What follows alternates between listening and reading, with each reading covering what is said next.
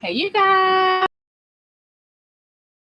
Alrighty. So we're super excited because today we are going to be talking about attracting healthy relationships. And I know you all would love to attract.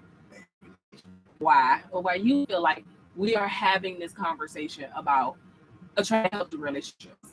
Because I think it should be more official, as they say. Right.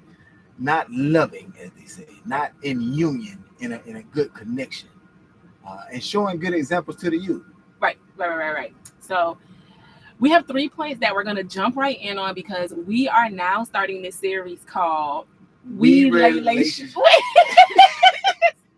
We 1, 2, 3. Relationship Wednesdays. We're still working on it. Oh yeah. And, before you start, Queen, I do also want to let you all know that we are not the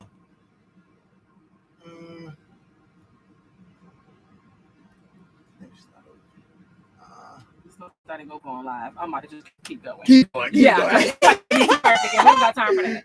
Okay, so that's what I want to say. Perfectest relationship. Right. But the purest, that's what we practice on every day. Right. There we go.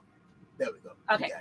So the first thing we're going to talk about, because again, we're going to be doing relationship days every week for the rest of the year for the most part, where we're just going to be giving tools and strategies about how it is that you can attract your healthy relationship. So let's start off with number one.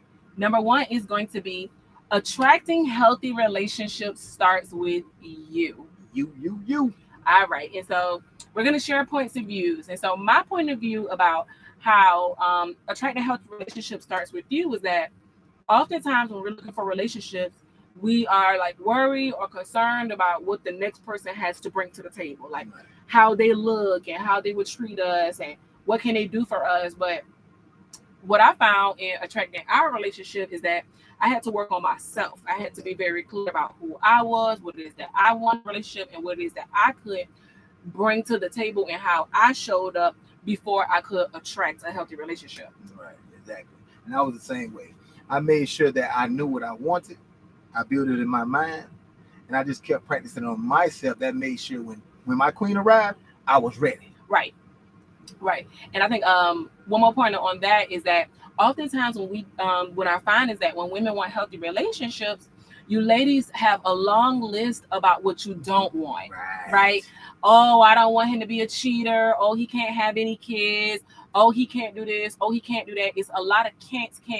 And what I found was that when I was in my single phase, it was very hard for me to attract my divine masculine because I was not clear on what I did want. So our first tip is going to be recognizing that attracting a healthy relationship starts with you, and that you means you knowing what you want. So that's number one with attracting healthy relationships, is that healthy relationships start with you. All right. What's point number two, babe? Point number two is enforce your standards and your boundaries. Yeah, enforcing standards and boundaries. That is so important because what we find is that yes, what we find is that people want healthy relationships, but if you don't have standards and boundaries for how you want to be treated, how you expect to be treated, people will just walk all over you. And what we find is that people want a healthy relationship, but are surprised when they're treated bad.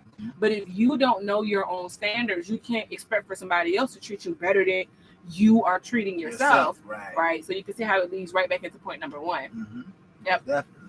And then what would you say about women who have standards in regards to like, okay, my standards is that he needs to make a lot of money and I don't want him to have any kids and I want him to already live in a big house and I want him to already be established. What's your point of view about women having like those like type of standards? Do you feel like it's right for a woman to have standards of that type of level? My opinion, I would say no. Especially if you're trying to build with someone, you wouldn't expect them to have everything together. Because I'm pretty sure you do not have everything together. Yeah. No one is perfect. So if you're trying to build with something, with someone, with someone, I'd rather for you go in more genuine versus materialistic mind. You know, because that sounds like a materialistic mind to me. Yeah, it can be. And I do think that as women too, like when you have the conversation about standards, I think that a part of that is moving from the space of being like, okay, well, I'm saying this, being stop being okay with the fact that he does not have his own place. Stop being okay with the fact that he does not have a job. Stop being okay with the fact that he doesn't have a car, in a sense, right?